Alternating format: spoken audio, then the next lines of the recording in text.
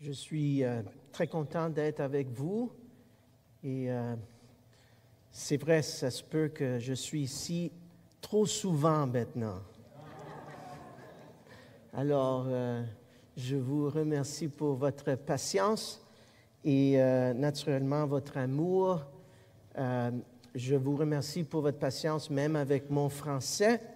Je sais que ça fait plusieurs années que je ne le pratique pas et alors je me soumets à le désir des guides qui veulent que je prêche en français.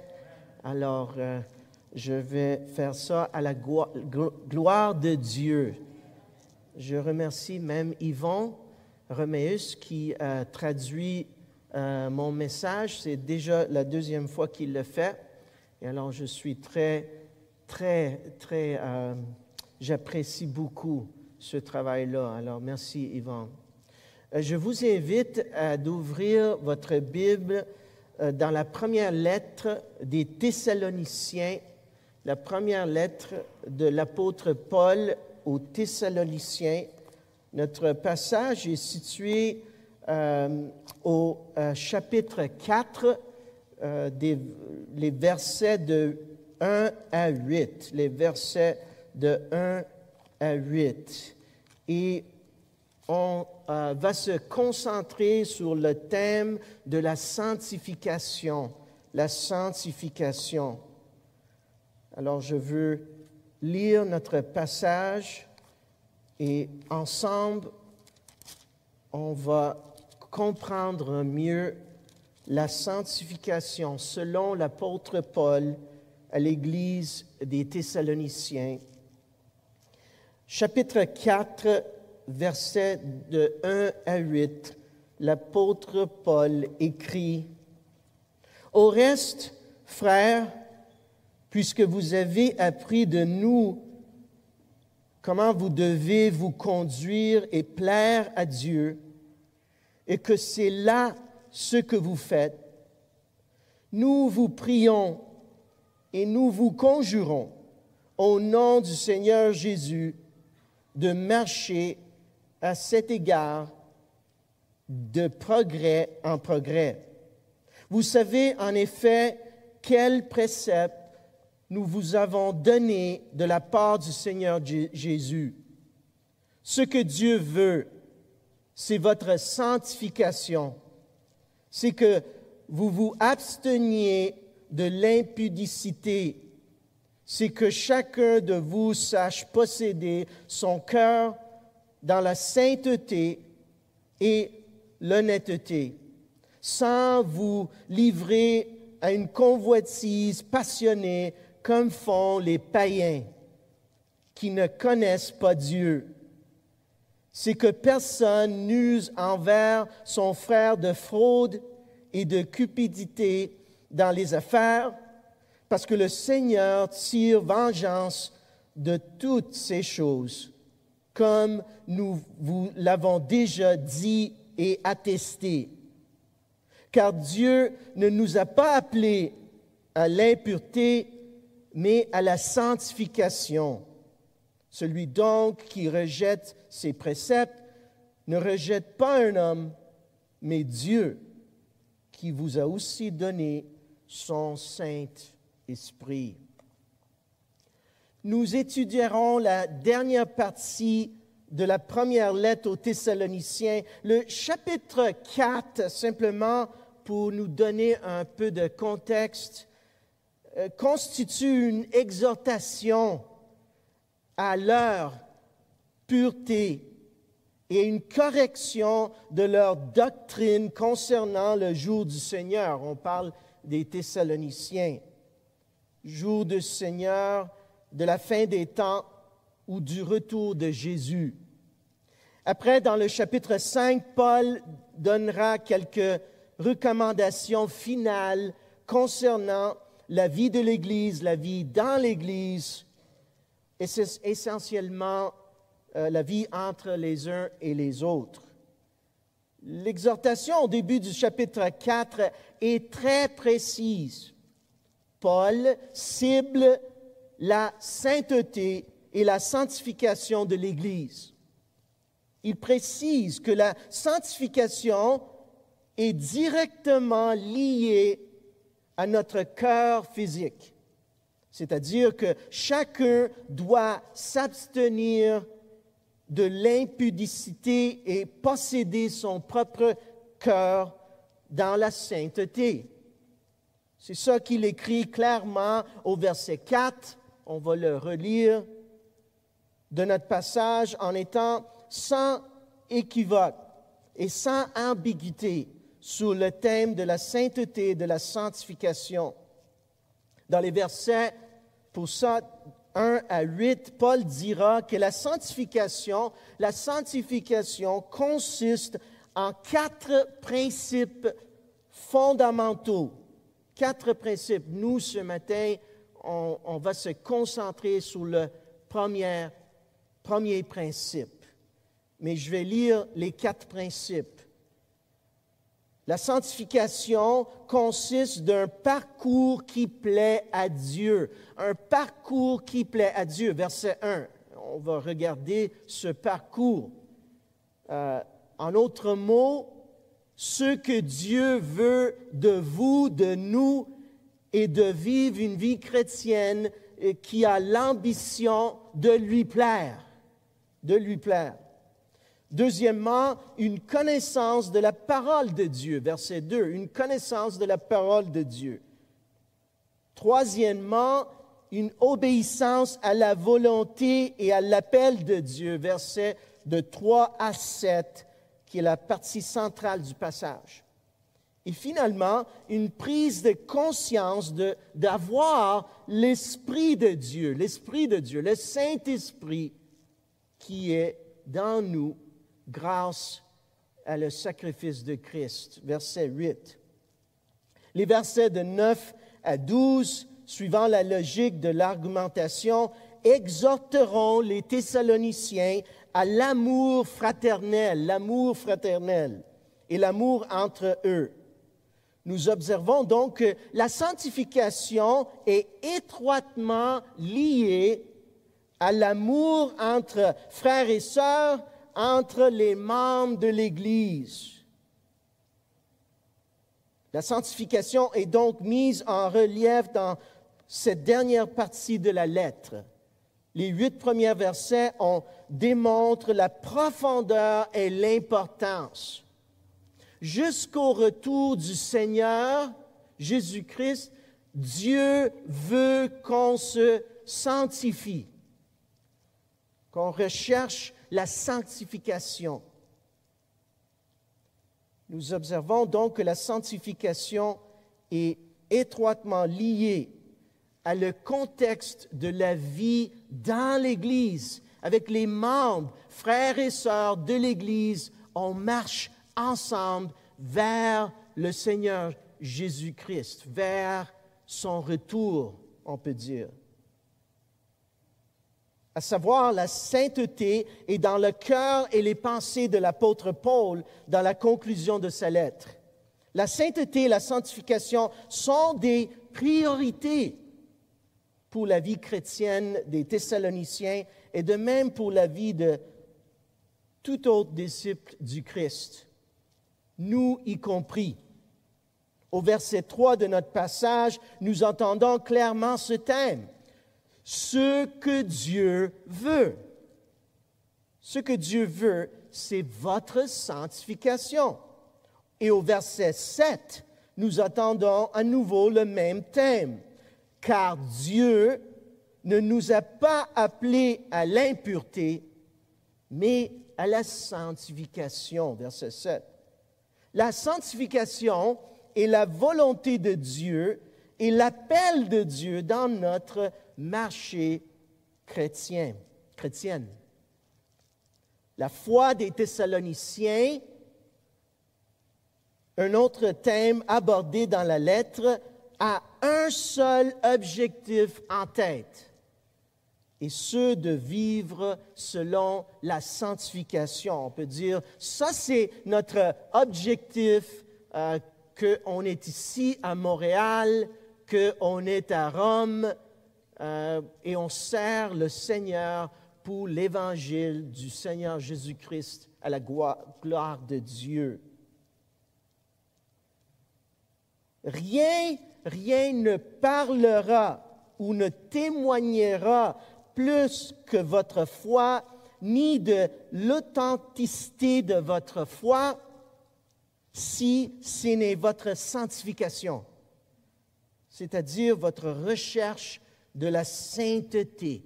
On peut parler, on peut dire beaucoup de paroles, et notre confession de foi, c'est important, mais les paroles démontrent une partie de notre vie chrétienne. C'est la recherche de la sainteté qui complète ce qu'on croit et qui nous démontre disciples du Seigneur Jésus-Christ.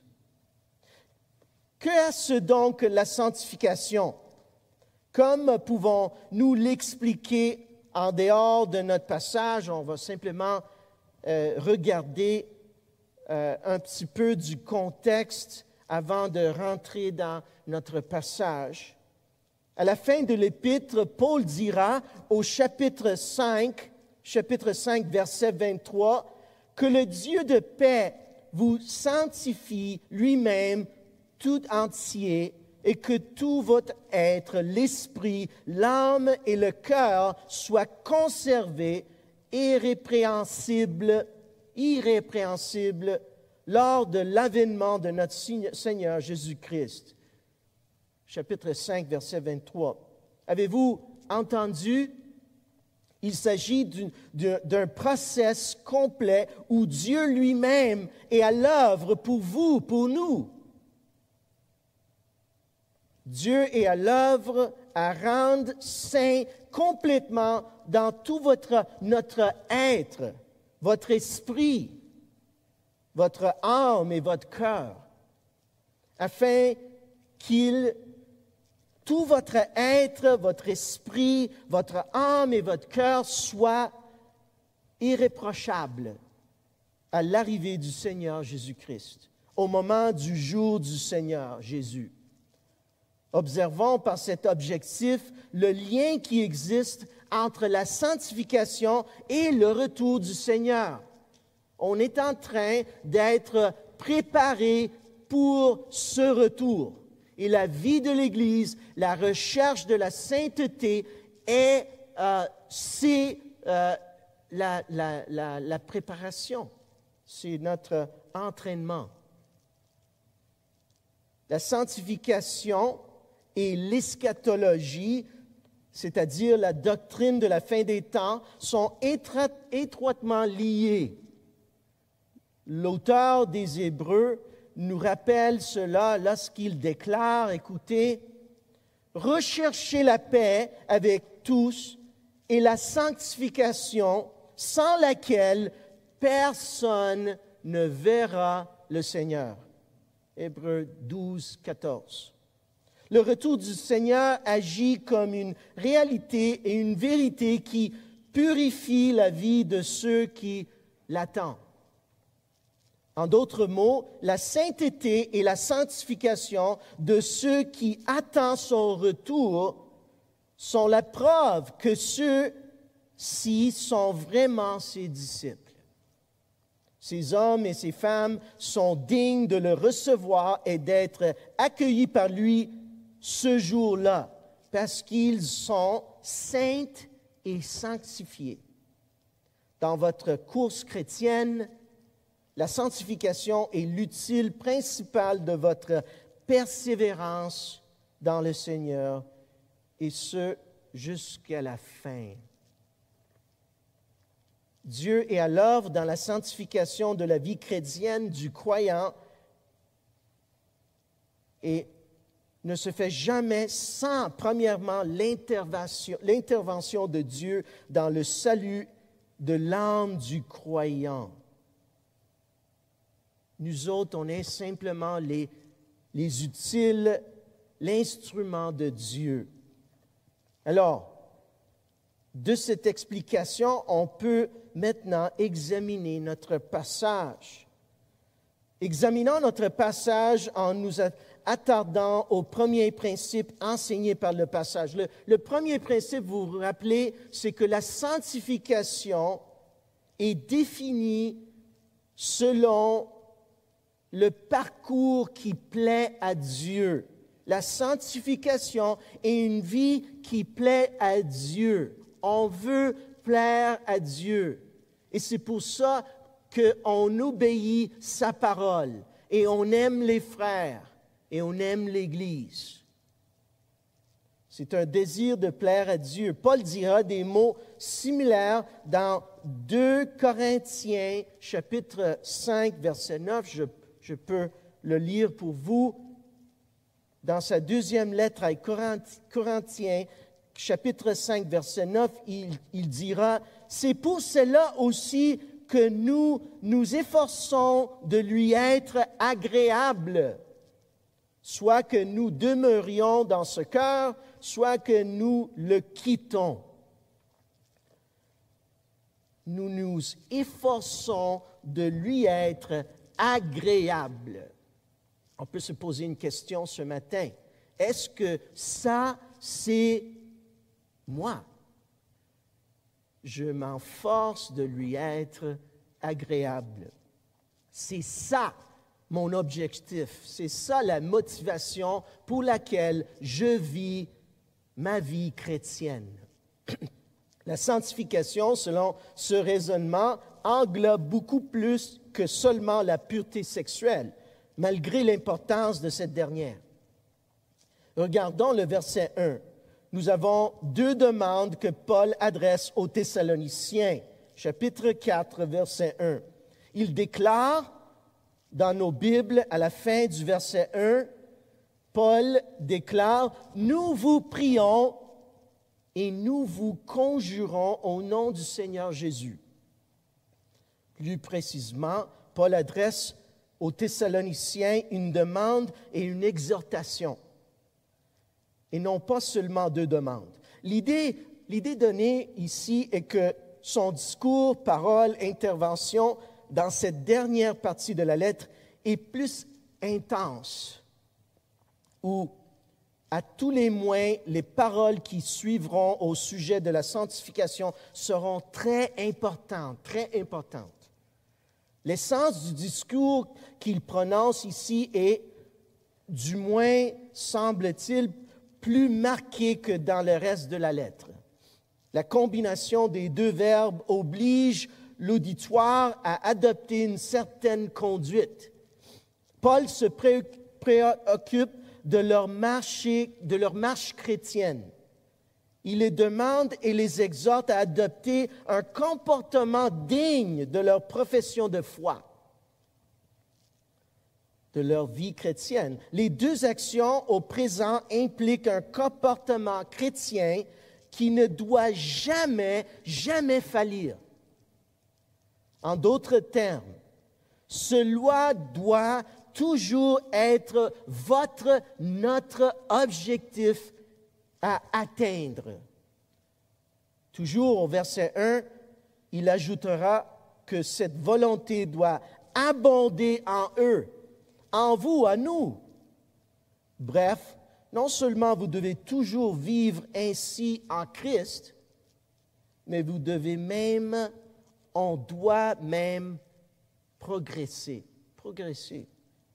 grandir, c'est-à-dire être saint et de plus en plus avoir une vie de sainteté. Comme les enfants grandissent, aussi les chrétiens. La demande de Dieu, le désir de Dieu est que nous autres, comme vous savez, on doit grandir. Ces paroles du verset 1, comme nous l'avons mentionné, sont empreintes d'amour, c'est-à-dire dites sur un ton affectueux. Paul s'adresse à des frères, comme nous l'avons vu précédemment. Paul s'adresse à sa famille spirituelle en Christ. Cependant, il ne s'agit pas d'un ton de familiarité qui peut être ignoré. familial, mais pas familier, en d'autres termes. Ce n'est pas à prendre à la légère. Les deux verbes portent le poids de son autorité apostolique. Ne prenons donc pas ces paroles aimables, pleines d'affection fraternelle à la légère. Comme si Paul nous faisait part de son opinion. La sainteté, vous comprenez, ce n'est pas une opinion. Non. Ce ne sont pas juste des paroles formulées par un homme qui exprime sa haute estime pour la foi et la vie chrétienne. Non, la sanctification ne doit jamais être prise à la légère, ni être considérée comme un sujet d'interprétation à l'égard d'une vie morale selon la pureté sexuelle. La demande et l'exhortation exprimée par Paul possèdent toute l'autorité d'imposer cette conduite exemplaire à l'auditeur, c'est-à-dire aux frères dans la foi, et assurément, il en découle une correction en cas de désobéissance à cette exhortation. Lisez à nouveau 1 Thessaloniciens, cette fois au chapitre 5.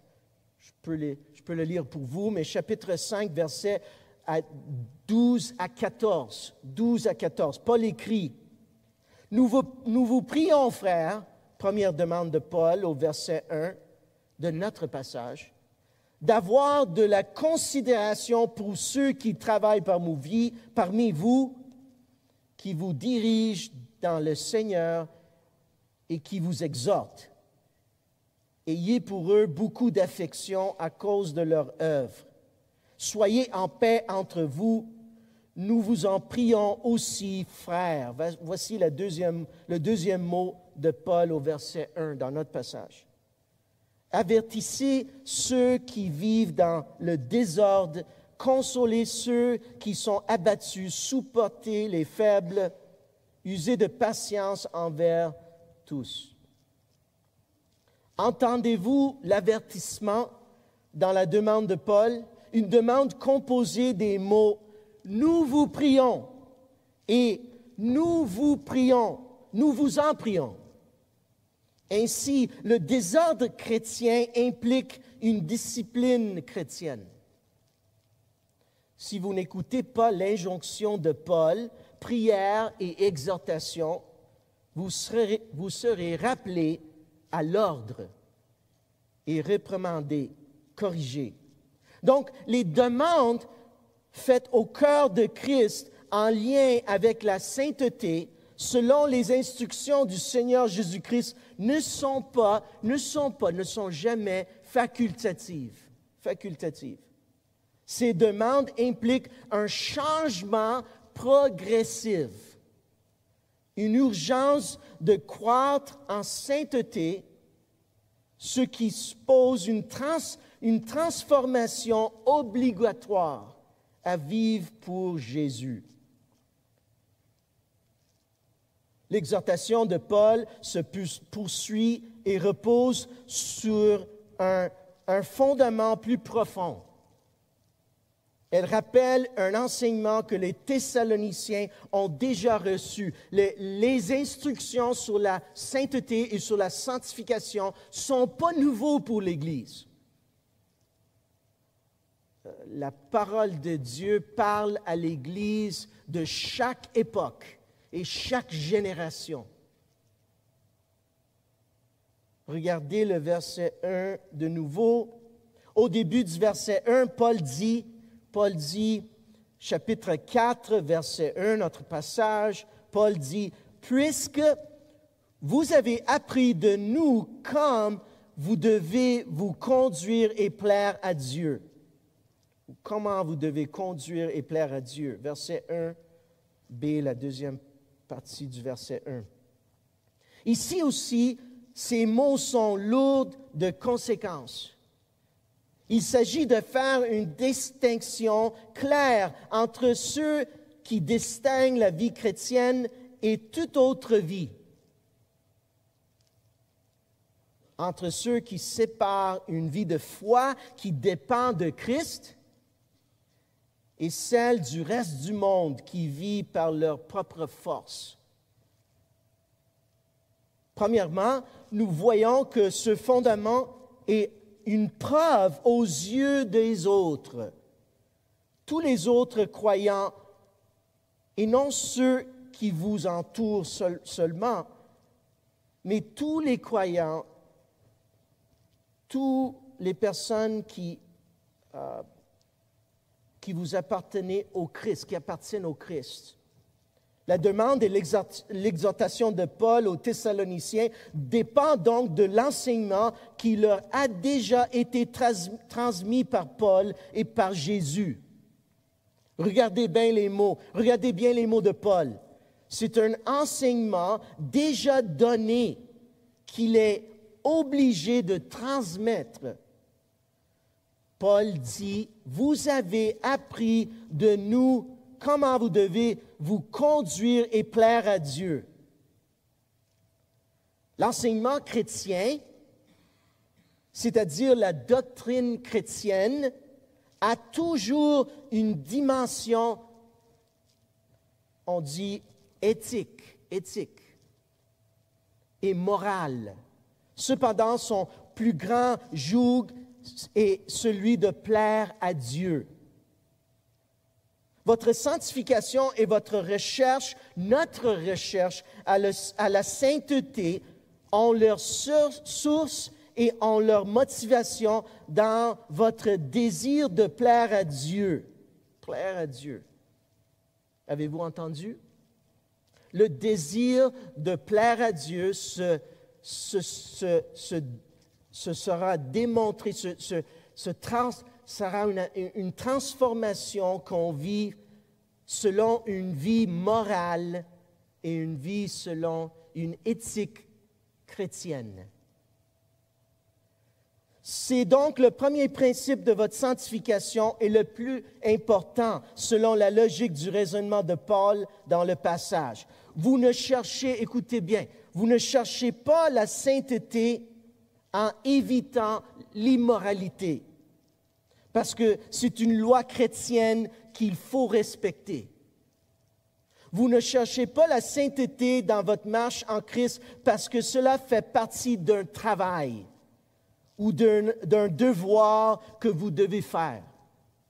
La loi existe ou son principe dans la sanctification. La recherche de votre sainteté sur le plan éthique, moral et comportemental est absolument important en tant que devoir chrétien.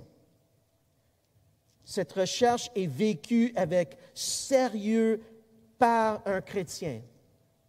Mais pour y arriver, la sanctification ne doit pas venir d'abord d'une obligation légale, mais d'un plaisir en Dieu.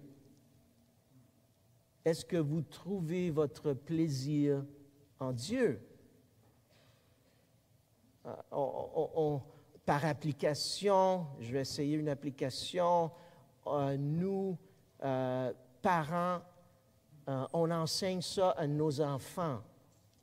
On veut qu'ils obéissent la loi, c'est-à-dire notre parole, mais en même temps, on veut qu'ils obéissent du cœur, du propre cœur, selon l'objectif qu'ils veulent plaire à Dieu et pas seulement à nous, parents, et à d'une loi.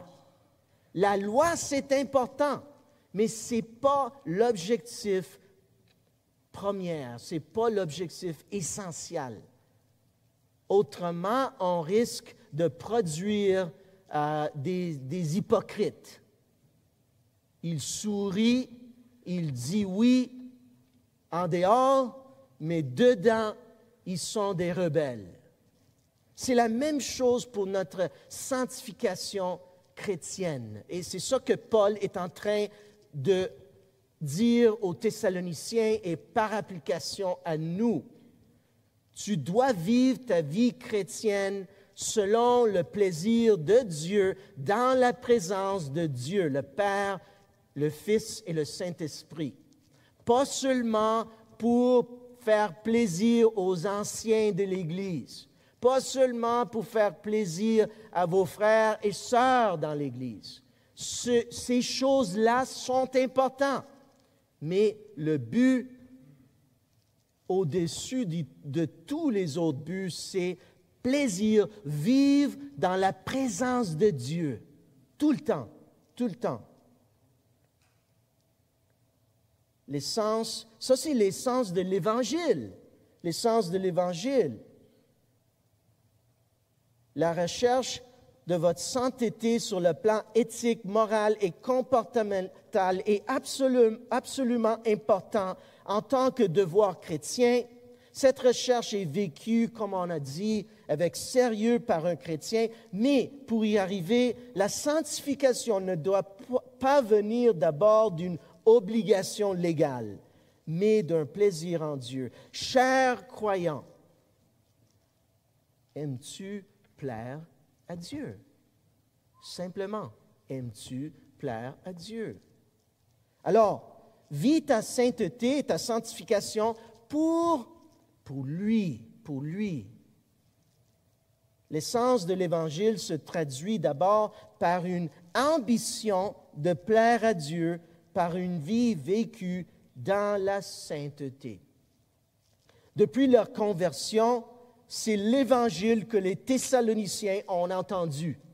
Paul ne fait que transmettre une doctrine qui fait partie de la tradition chrétienne. C'est très important, ce principe-là. La tradition chrétienne. C'est-à-dire, c'est même pas la parole de Paul, mais c'est la parole de Dieu, la parole qui est une parole pour tous les chrétiens. Le standard de pureté est un standard complètement chrétien qui fait partie de la tradition chrétienne. L'enseignement véhiculé de la Bible depuis le début, on pourrait aussi dire l'éthique morale présentée dans l'Ancien Testament et à travers l'histoire d'Israël, et ce même avant la venue du Christ, visait une transformation de sainteté en sainteté au milieu d'un monde déchu. Le peuple de Dieu devait être différent des peuples et des anciennes nations vivant dans la fornication et l'immoralité flagrante. Le standard de pureté sexuelle, vu de cette manière, a toujours existé. Nous devons par conséquent nous attendre partout où la Bible est enseignée parmi quiconque croit en la Bible ou professe l'Évangile, à ce que les personnes enseignées mènent une vie pure. La sainteté, le plaisir de Dieu se transforme dans une vie qui vit pure. Et ce enseignement, cette doctrine est une doctrine et un enseignement qu'on va trouver dans chaque Église qui professe l'Évangile du Seigneur Jésus-Christ dans le monde. Si on rentre dans une Église qui enseigne une doctrine différente, alors ce n'est pas une Église du Seigneur Jésus-Christ. Ce n'est pas une Église, point.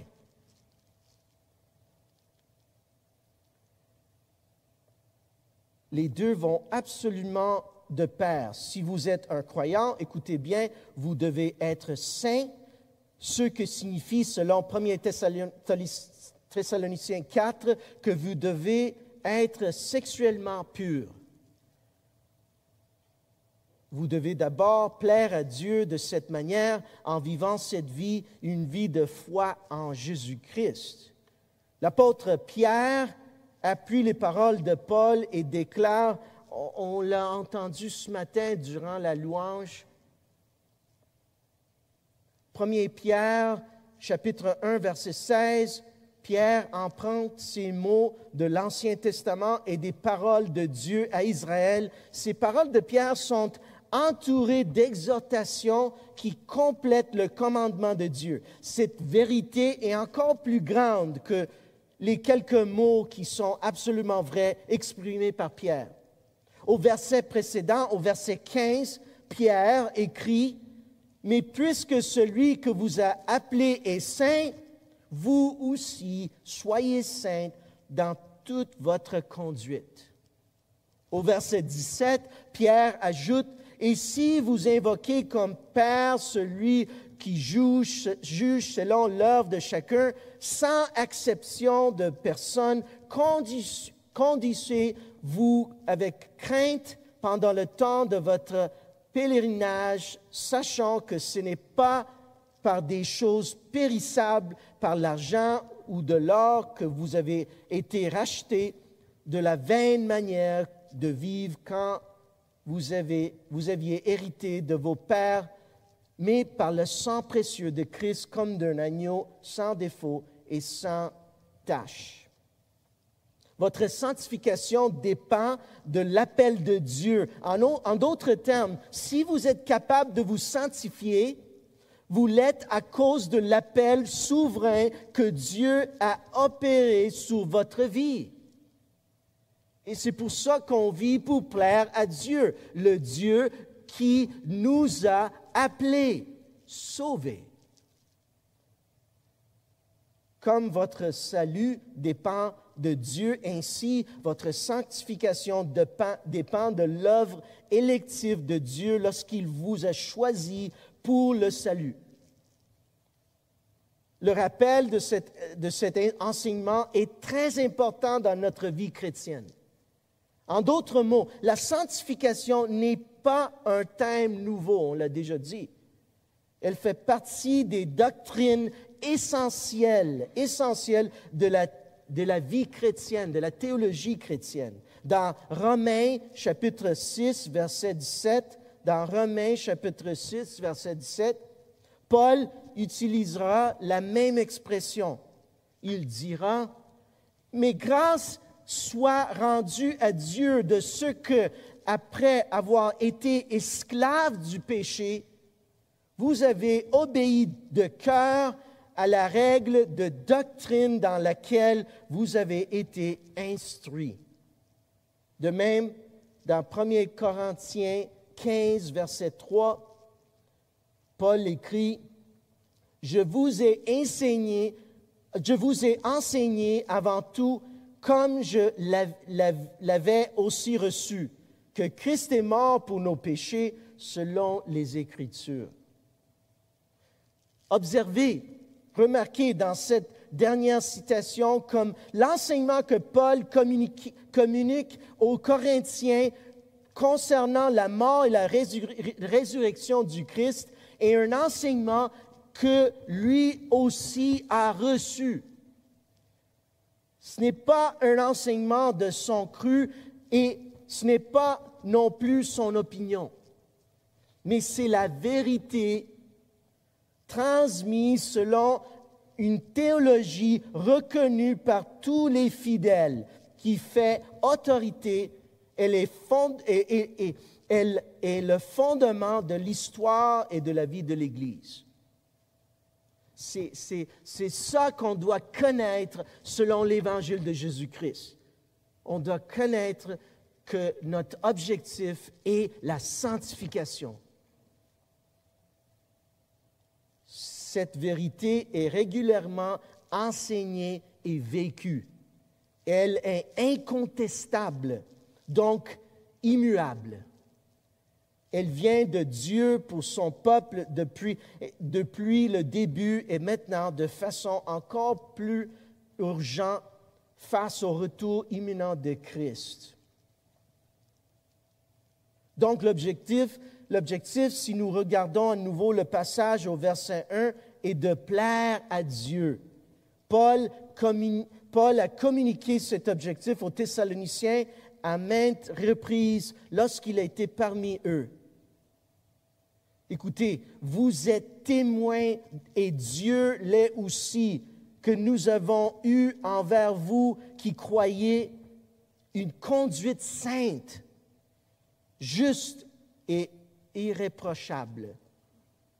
Vous savez aussi que nous avons été pour chacun de vous ce qu'un père est pour ses enfants, vous exhortant, vous consolant, vous conjurant de marcher d'une manière digne de Dieu qui vous appelle à son royaume et à sa gloire. 1 Thessaloniciens 2, versets de 10 à 12. C'est l'exemple qui nous donne Paul de son ministère et c'est l'exemple que doivent vivre les anciens de l'Église, les hommes de Dieu. Et par application, les hommes et les femmes, les frères et les sœurs. On vit une vie qui recherche la sainteté progressive. Le but, voyez-vous, est de plaire à Dieu et donc de vivre sa sanctification comme en présence de Dieu. Ce n'est pas quelque chose de romantique ou de sentimental qui vous donnera des émotions fortes pour Dieu. Les personnes qui vivent selon leurs émotions ont des moments de force et des moments de dépression. Et ils sont instables pour la vie chrétienne et pour l'Église. Les émotions sont importantes, ça fait partie du plan de Dieu, mais ne sont pas le but ni l'objectif. L'objectif et le but, le moteur, on peut dire, c'est la connaissance de la volonté de Dieu selon sa parole, et c'est-à-dire la sanctification. Il s'agit plutôt d'une vie vécue en soumettant son cœur et son esprit à vivre d'une manière digne, premièrement devant Dieu et ensuite devant les autres. C'est une vie responsable parce que Paul va enseigner et va exhorter les Thessaloniciens à vivre d'une manière responsable. En deuxième Thessaloniciens, la deuxième lettre, il va lui exhorter, il va lui dire, si quelqu'un ne travaille pas, il ne doit pas manger. Aujourd'hui, semble-t-il qu'on ne comprend pas ce principe. C'est une vie responsable. Il s'agit avant tout d'avoir une discipline et de savoir se discipliner entièrement pour vivre d'une manière ordonnée. Marchez-vous de manière sobre?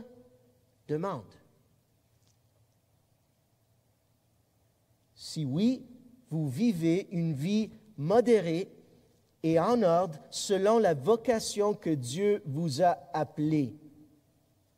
Et si oui, votre responsabilité, le désir de Dieu pour vous est d'aider les autres frères et les autres sœurs dans l'Église à vivre de la même façon. Et donc, si on vive déjà ce but, on doit grandir et on ne se ferme jamais, on ne s'arrête jamais, on se garde à côté, d'un côté et de l'autre, et on cherche d'aider les autres frères et les sœurs pour le but que l'Église soit fortifiée et l'Évangile soit proclamé avec force à la gloire de Dieu. Nous avons entendu le mot « ordre » répété à la négative dans 2 Thessaloniciens. Paul va parler de l'ordre et de la vie en désordre en 2 Thessaloniciens 3, versets 6 et 11. La vie selon la sanctification est une vie qui recherche la sainteté et vit selon la responsabilité. Ainsi, la vie qui plaît à Dieu dans la sanctification est une vie qui sert Dieu dans la dignité.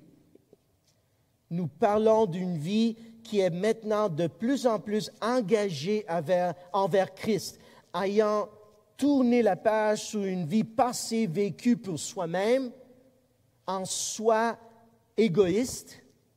Encore une fois, écoutez l'apôtre Pierre à ce sujet. « Bien-aimés, je vous exhorte, comme étrangers et voyageurs sur la terre, à vous abstenir des convoitises charnelles qui font la guerre à l'âme. Ayez au milieu des païens une bonne conduite, afin que la même où ils vous calomnient comme si vous étiez des malfaiteurs, ils remarquent vos bonnes œuvres et glorifient Dieu au jour où il les visitera. » La vie qui plaît à Dieu se caractérise donc par des bonnes œuvres au service de Dieu en renonçant aux convoitises charnelles qui assaillent l'âme. Elle consiste en une bonne conduite. Cette bonne conduite est centrée sur Dieu de manière absolue et exclusive.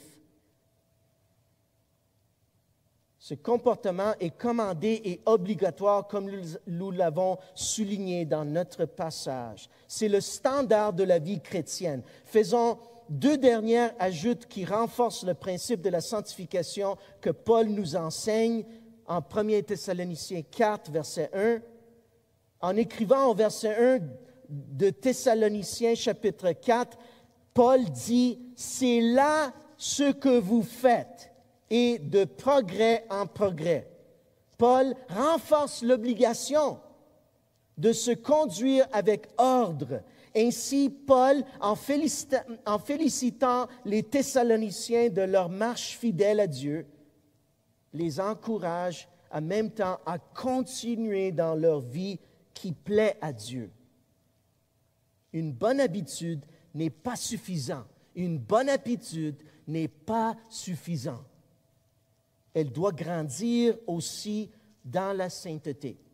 L'objectif est de gagner en maturité face à la sainteté et à la sanctification. Il s'agit de progresser, ce qui signifie que votre engagement envers Dieu et votre vie en Christ s'approfondissent. Votre engagement vers l'Église s'approfondisse, de sorte que vous vivez de plus en plus pour lui. On peut garder une photo de nous autres dans le passé et on peut voir les changements. Par application, on voit les changements meilleurs. On ressemble tout le temps plus à Christ qu'à nous autres. Ça, c'est le but. Ça, c'est le but. Vous vivez de plus en plus, en plus en plus, vous considérant l'esclave de Christ et vous vivez pour Christ en vivant la vie abondante qu'il a promis. Jean 10, 10. Selon notre passage, vous vous imprégnez de plus en plus de la volonté de Dieu et vous revenez de plus en plus à l'appel de Dieu sur votre vie. Vous n'y arrivez jamais. On n'arrive jamais à la perfection. Ça, c'est sûr, dans cette vie. On n'arrive jamais à la perfection. Mais vous allez toujours de l'avant. Et donc, on recherche la direction, pas la perfection, à la gloire de Christ et de l'Évangile du Seigneur. Prions-nous. Merci Seigneur pour ta parole. Merci pour ton évangile. Merci pour le Seigneur Jésus-Christ qui a donné sa vie pour nous selon un sacrifice unique qui nous a justifiés. Et aujourd'hui, on peut vivre en sainteté et grandir dans la sainteté grâce à le Seigneur Jésus-Christ. Aidez-nous, Seigneur, parce qu'on est faible. Aidez-nous, aidez notre Église, si ici à Montréal, si en Italie, en tout le monde. On te prie dans le nom de Jésus-Christ. Amen.